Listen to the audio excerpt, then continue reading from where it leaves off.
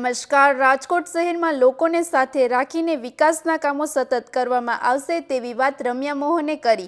રાજકોટ મહાનગરપાલિકાના વહીવટદાર તરીકે તેમણે જણાવ્યું કે શહેરના અગત્યના કામો અંગે ચર્ચા વિચારણા કરીને તેને સમયસર પૂર્ણ કરવા માટે કામગીરી કરવામાં આવશે. તેમણે વધુમાં જણાવ્યું કે હાલ શહેરમાં અનેક વિકાસના કામો ચાલી રહ્યા અને તેને પૂર્ણ કરવા પ્રાથમિકતા આપવામાં આવશે. રાજકોટ શહેરમાં સર્વાંગી વિકાસ માટે તંત્ર પ્રતિબદ્ધ.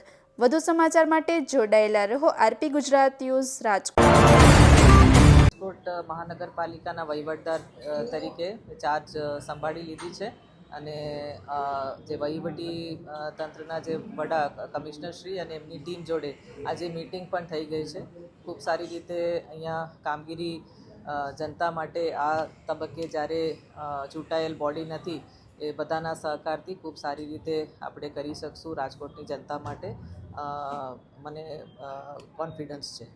મેડમ, શું ખાસ કામગીરીમાં કોઈ વિશેષ જે જનતા લગતા જે કંઈ કામગીરીઓ આવશે એ જેમ જેમ જે વહીવટી તંત્ર જે સૂચવશે કે દરખાસ્ત મૂકશે એ પ્રમાણે જે તે વખતે નિર્ણય લેવામાં આવશે. મેડમ, જે સાંઢિયા પુલ બ્રિજનું કામ હવે પૂર્ણ થવાની તૈયારીમાં છે, ચૂંટણી પહેલા જ ખુલ્લો મૂકવામાં આવશે, કઈ રીતે આ તમામ? એ તો ઇન્ડિવિજ્યુઅલ કામો માટે હું અત્યારે કોમેન્ટ નહીં કરી શકું, પણ જેમ જેમ જે જરૂરિયાત લાગે એ પ્રમાણે તંત્ર સાથે જે ડ્યુ પ્રોસિજર મુજબ એ કામગીરીઓ કરવામાં આવશે. મેડમ, જંગલેશ્વરમાં મોટું ડિમોલિશન છે, રોડ બનાવવાની વાત થાય છે પણ હજી સુધી કામ શરૂ થયું નથી, ક્યારે થશે?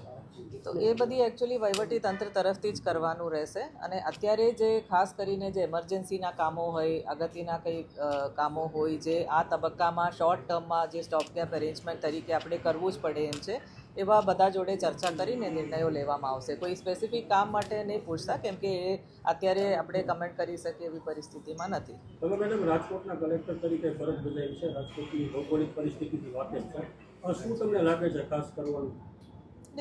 જે બેસિક પબ્લિક યુટિલિટીઝ જે છે, આપણે પાણીની સેવાઓ, રોડ રસ્તાઓ છે, સફાઈ છે, એ બધી જે ઇમ્પોર્ટન્ટ પબ્લિક સર્વિસીસ છે, જનતાને કંઈ જે અસુવિધા ના થાય એના માટે અમે પૂર્વ ધ્યાન રાખશું. બેન, તમે જિલ્લા કલેક્ટર હતા ત્યારે સિટીમાં તો કમિશનર વિસ્તાર હોય છે, પણ જ્યારે જિલ્લા કલેક્ટર વખતે તમે ત્યારે એવું થયું કે સિટીમાં હોત તો મારે આ કરવાની ઈચ્છા છે, કોઈ પ્રોજેક્ટ ત્યારે પણ અને આજે પણ ખૂબ સારી રીતે, આજે તો હું શહેરી વિકાસ વિભાગમાં પણ છું અને રાજકોટ કોર્પોરેશનમાં જે કમિશનરની એમની ટીમ જે કામ કરે છે હું ડેઇલી જોઉં છું ત્યાંથી, અને ખૂબ સારી રીતે અને ખૂબ સિન્સિયરલી અહીંયા કામ થઈ રહ્યું છે અને મને ખૂબ કોન્ફિડન્સ છે આ રીતે જ આ તબક્કામાં પણ કામગીરી એ રીતે પબ્લિકને સાથે રાખીને બધા સાથે રાખીને ચાલશે.